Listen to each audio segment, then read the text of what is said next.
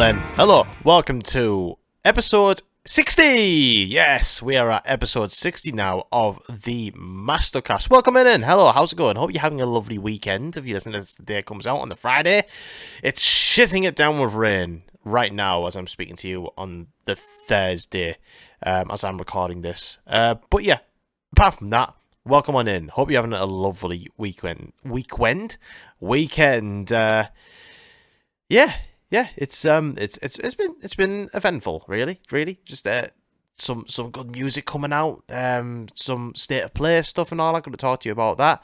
Been doing a lot of streaming, and it's been really fucking awesome. To be fair, it's been really awesome. Yeah, last week I done a fair amount of streaming, and I basically did it on all of my 4 days off after work. I did some guitar streams, I did some drum streams. I also did a stream where it was just a morning stream. Like, I had coffee and I had people in, and it was just a just chatting stream, and we were just talking about music. And I literally said to everyone, right, pick a song, any song. We will listen to it.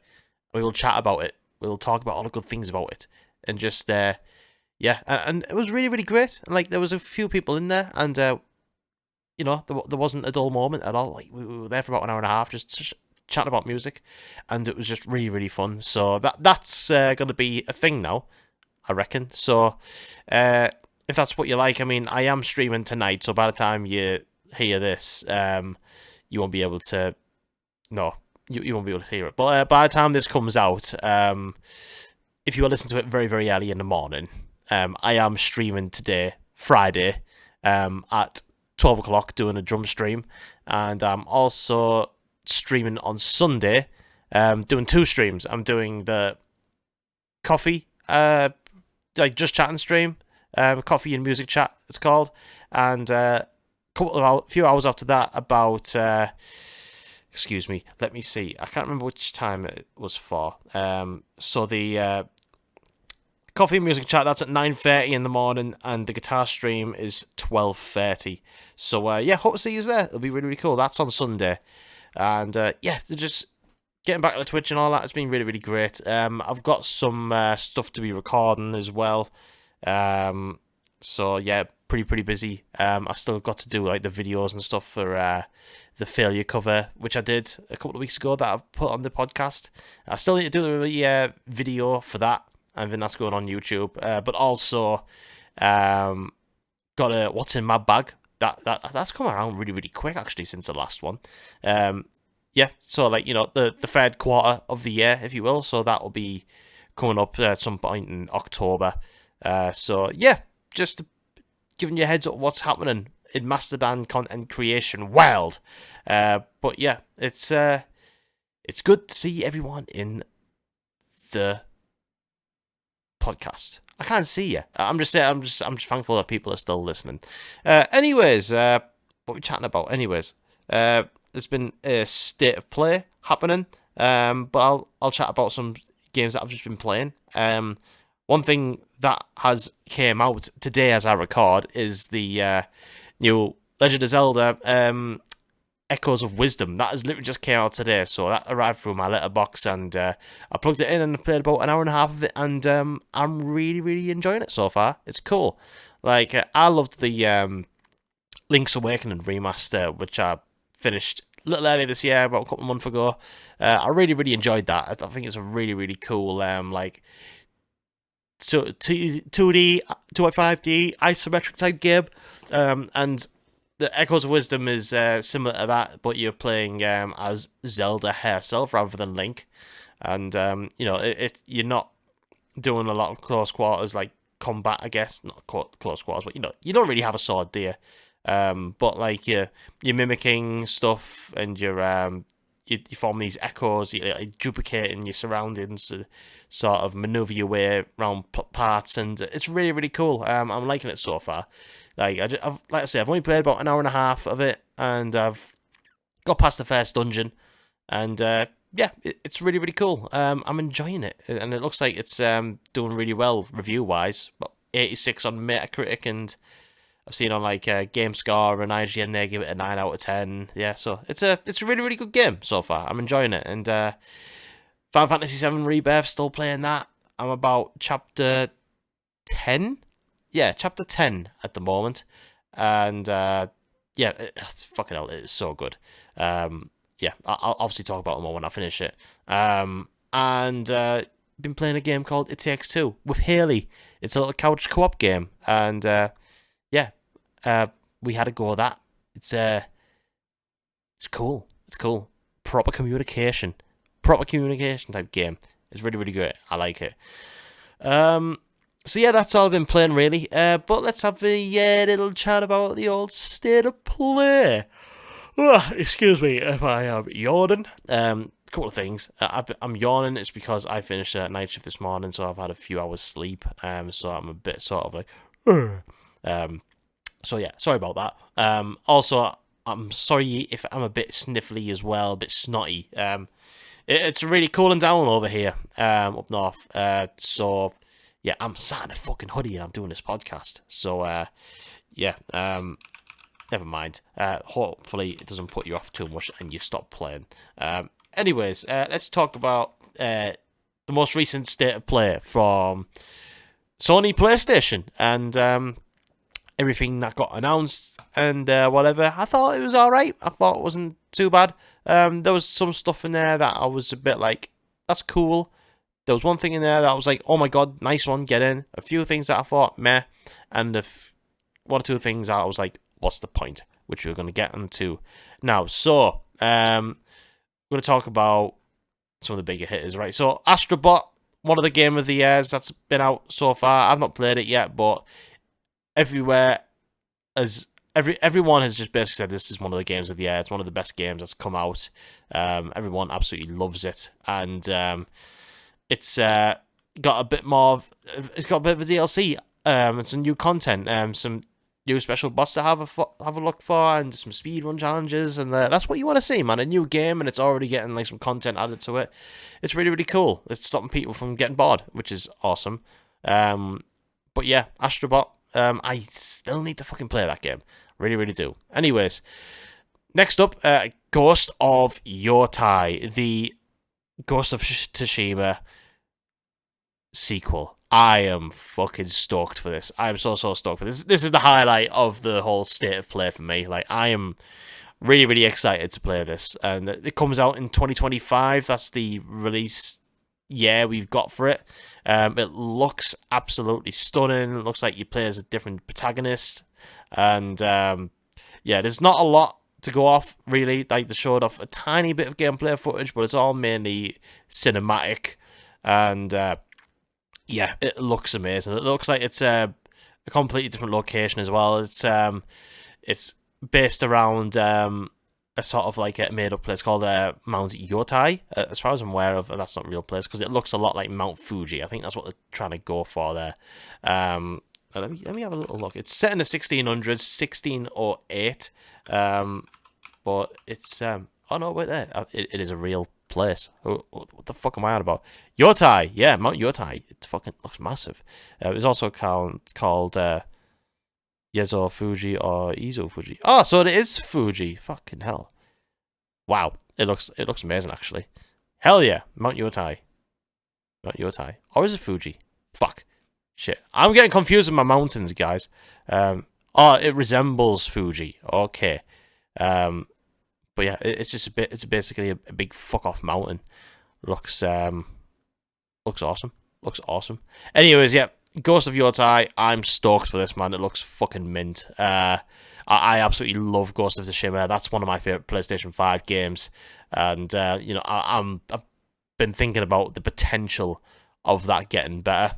This could be that. So yeah, very, very excited. Very, very excited indeed for Ghost of Yotei.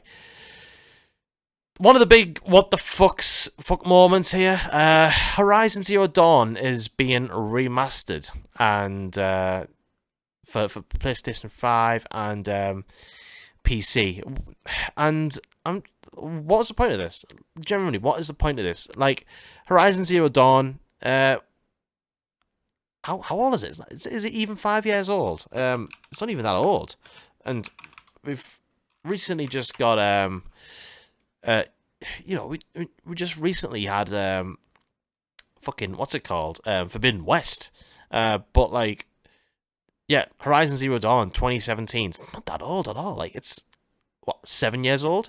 Not an old game. And I played this game a couple of years ago, I believe, on PlayStation 4, like on the PlayStation 4 Pro, and I loved it. I loved that game. I thought it looked absolutely amazing. I thought it was a fucking fantastic game. There was not one point at all when I was playing Horizon Zero Dawn that I thought, I think it's suffering a bit with frame rate, or it's suffering a bit with some technical issues, glitches, or graphical like textures or anything like that. I never thought there was anything wrong with the game at all. I'm very surprised to see that it's being remastered, because it just doesn't need it. It doesn't need it at all. Like, it looks absolutely fine. Like, to me, it's just a complete waste of resources, or a waste of money. Like, I don't know. Like, it's, I can see why, like, you know, we had Last of Us Part 1, like, remastered, because, you know, that's a PlayStation 3 game. And, yeah, but Horizon Zero Dawn, remastered, I am not bothered about this in the slightest. I mean, for anyone who's never played the game before, I guess it's a good way to get into it, but generally, yeah, I don't see the point. It is out on Halloween. It comes out on Halloween. If you already own the game, it's just a $10 upgrade. £10 over here. They showed off a bit more of Lego Horizon Adventures, which I'm not bothered about. They showed some new skins and stuff like that for the PlayStation 5 and the controllers, new Chroma collection, which looks quite nice. Yeah, looks cool. They've announced some monthly October games, so these are PlayStation Plus games for the month of October. You're getting WWE 2K24. I can't remember the last time I played a WWE game. It must have been years. Like, PS2 times, probably. Doki Doki. I have heard of this game. Anime-looking thing. Doki Doki Literature Club Plus. That is what it's called. And the Dead Space remake, which I am fucking psyched for, to be fair. I'm glad this is on there. I've been meaning to buy it anyways, but it's up for free for me, because I'm... so... yeah, I'm definitely going to get that. But also, on top of that, new to the actual game catalogue, that's for people on the PlayStation Plus Extra.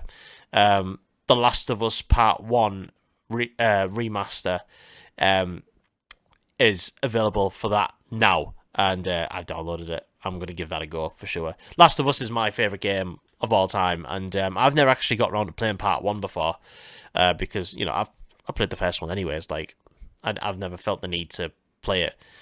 But yeah, that was another one that I was going to get eventually, and now it's for free. So yeah, I'm very, very happy. So that's for people who was on the PS Plus and on the extra tier rather than the essential.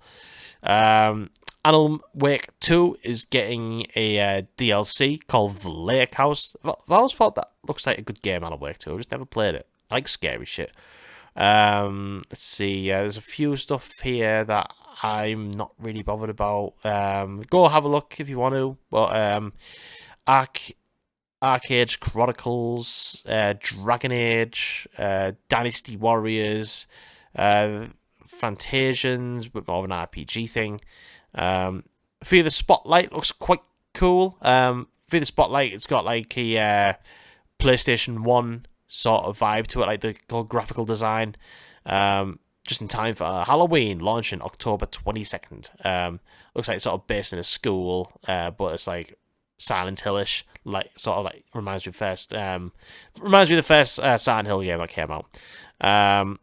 Let's see what else. Fortnite is having a Lego thing, skin, whatever, and they're releasing an ugly ass DualSense controller alongside it. It looks shit. Let's see. Hell is Us looks quite cool. Kind of like there's quite a lot of games on that have been announced here that kind of look like that sort of Black Myth, Wukong, God of War style of gameplay. Visually they do look good. Whether they are a good game or not, we don't know. But Hell is Us is one of them, and that was probably one of the best ones out of the lot. that got announced of that type of game. Hell is this? Yeah, that's good. Hitman on VR. That would be pretty cool. I mean, I haven't got a VR headset, but imagine being a hitman in VR and taking people out, assassinating people. Looks quite cool. That is available this December. Legacy of Kain, Soul Reaver 1 and 2 remaster coming out. I mean, I've played Soul Reaver years ago. I can't remember much from it. I don't think I got around to finishing it, but yeah, if you're a fan of Legacy of Kain, Soul Reaver 1 and 2, the remaster is launching on December the 10th. And if you're part of the premium PlayStation Network, PlayStation Plus subscription, I'm not part of that, really. I'm not bothered about it all that much because the classic catalogue is lacking a bit. They are actually adding the original Soul Reaver 1 and 2 onto that for people to play. Let's see what else there are. Luna remastered from the PS1 days. Couple of VR games. Monster Hunter Wilds, another trailer. Yeah, again, it feels like every other State of Play and Xbox Showcase, whatever, there's been a different Monster Hunter Wilds trailer. Whilst it does look good, I'm fucking sick of seeing these trailers now. Just fucking release the game. But yeah, releases on February 28th, 2025. It does look good, but we just seem to be getting the same trailer over and over again. Well, not the same trailer. We're getting the trailers loads. Palworld, funny enough, as it is in the middle of a court case for Nintendo, because of it looking a lot like Pokemon. That is going to be available for PlayStation 5. It's available now, actually. Stellar Blade, getting some DLC and stuff like that for it. One game that I thought looked really, really cool, actually, called The Midnight Walk, and it is kind of like a platformer, but also first person as well. You can play it either on PS5 or as VR. I think it looks pretty cool, like quite scary, but also like a Tim Burton-esque thing. It's all like made out of clay, like they're all like little clay models. You play someone who like this little sort of almost a bit like the what the fuck is he called from Little Big Planet? That dude. I forgot his name. Shit, never mind. It kind of looks a bit like him, but a bit more horrifying. But he's got like a clay pot for a head, and there's fire coming out of it.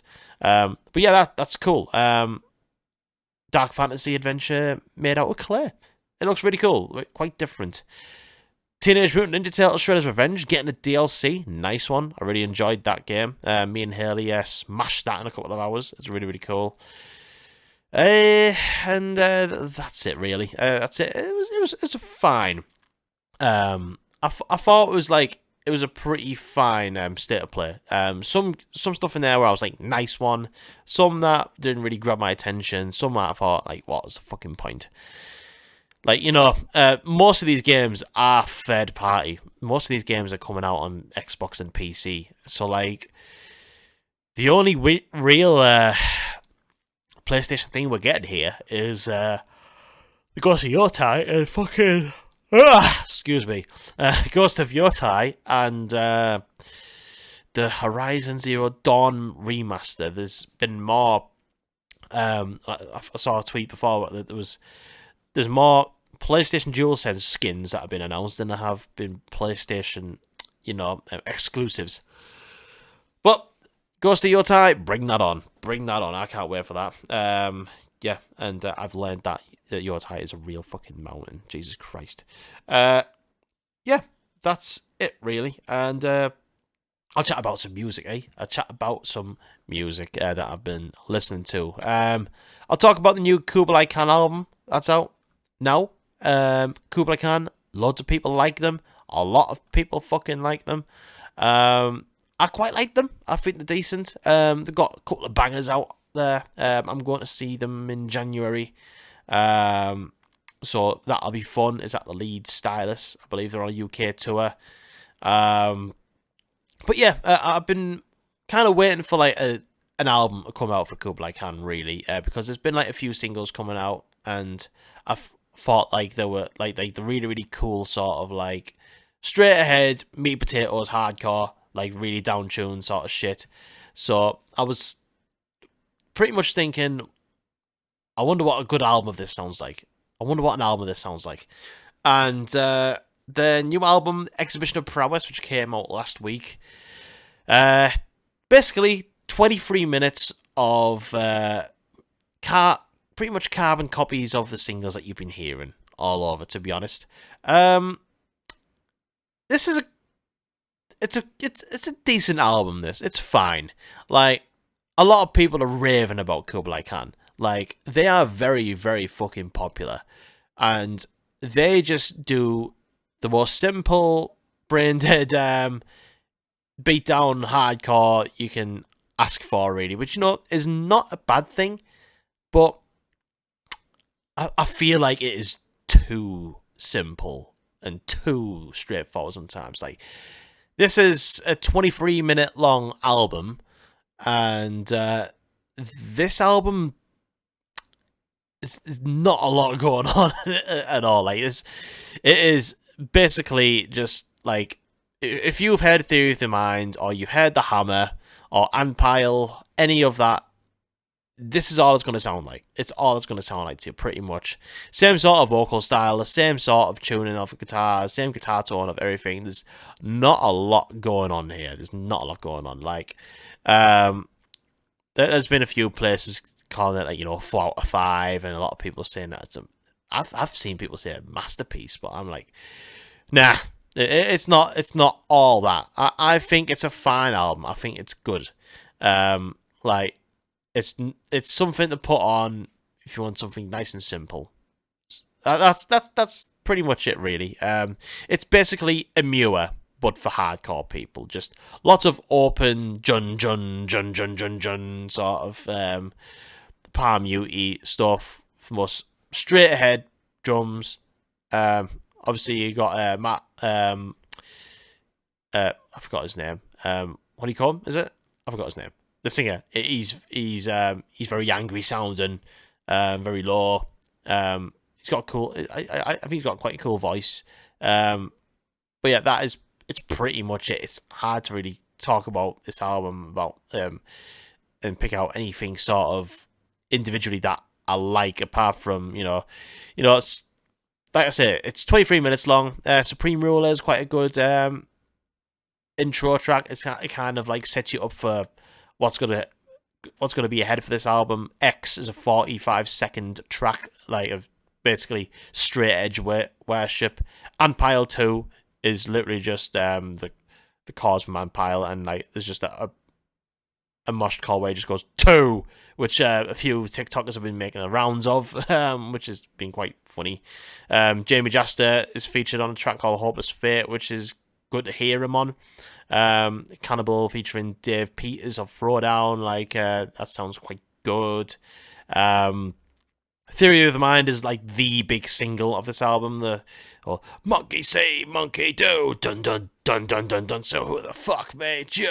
Like, it's this is what we're talking. This is what all we're in for, really. Like production wise, it's very fucking compressed. Like, there's nothing particularly raw about it. Yeah, the songs might sound heavy and distorted or whatever, but like the drums are comped to fuck, the guitars are gated to fuck, like it's all on the grid.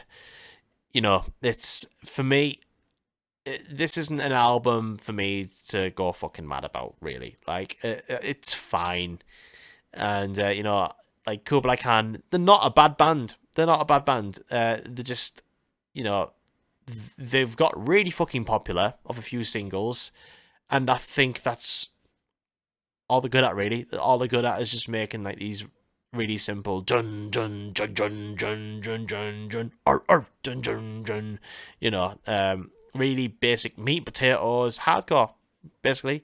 And that's a good thing. It's not a bad thing, but as I listen to this, it's not making me fucking punch the air and go, yeah, let's fucking go, or anything like that. Like, because all the songs sound so similar that I'm not feeling any sort of rush of adrenaline or like, oh fucking hell, I didn't see that coming or whatever. You know what I mean? Like not like the Knock Loose album that came out early this year, which is one of the best things I've heard this year. The Knock Loose album, which is a similar band, from that similar scene, who've just made like something really, really, you know, like something really, really heavy and dense and horrifying in places, and just really well forward thinking hardcore. I think this is just the complete opposite of it, really. If you're gonna rave about a band, rave about Knock Loose. Yeah, I think Kublai kind of fine. That's about it for me. Really, that's as much as I gotta say. Probably about a. If I gotta give it a rate, like a 3.5. No, it's not even 3.5. Probably a 3 out of 5, or like a very sort of decent to strong 6 out of 10. I don't know. It's it's fine. It's fine. Listen to it if you want. If you want, just dun dun dun dun dun dun dun punch your fucking computer screen music. Give it a go. Exhibition of Prowess by Kublai Khan TX. And I've got one more album to talk about, and it is by a band called Unto Others. I first discovered this band when they used to be called Idle Hands a few years ago, and they changed the name on the second album, which was called Strength. And this is a band that I've just been going from strength to strength. See what I did there? I love the first album, love the second album more, and surprise, surprise, I love this album even more. This album is called Never Neverland, and Unto Others are a goth metal rock band, post-punk band type thing, mainly in the goth style, and I fucking love them. I think they're fucking great. Like, they will take influences from Sisters of Mercy, from Iron Maiden, Slayer, and Joy Division, and just put it on this melting pot of goodness, and you've got something really fucking awesome. Like, this wouldn't feel out of place on, like, The Crow or the Lost Boys soundtrack. This is how good it is. Like, and they're not that popular. They're really, really not. They are touring with Green Lung later on.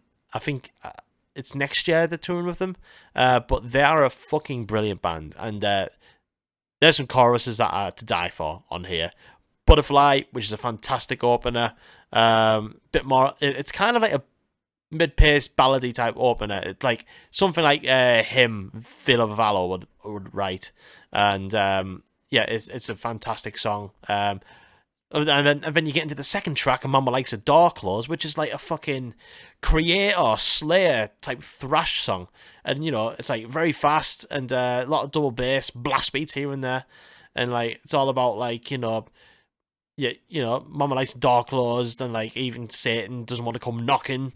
And, yeah, that's really, really great. Suicide Today is is my favourite songs of this album. Like, the single out of that. It's like, for me, the line, like, fucking, don't kill yourself today, you can do it tomorrow. Like, it's just for me, it's quite a witty line, but I love it. It's fucking great. Flatline, going through more of those sort of fast, heavy, blast beat sort of shit. And Cold World, bit more of a ballady sort of feel to it. And, like, he's got some fucking choruses for days. Like, he's got a really sort of, like, low baritone voice, but it's very sort of gothic. Like, it kind of similar to like a Joy Division type vocal. But like when he does stuff like Flatline, he yelps and like yells like he's drowning in fucking lava. It's fucking. He's a really, really great vocalist, and I just feel like his vocals have got better over time, as well as his songwriting. And it's a fucking brilliant album. Like, and which song is it? Time Goes On is a fucking fantastic song, which also features an Ocarina of Time Zelda sample. The second album I've heard this year that features a fucking Ocarina of Time sample. You know, the little fucking fairy that goes, listen! They had that in. Yeah, it's great.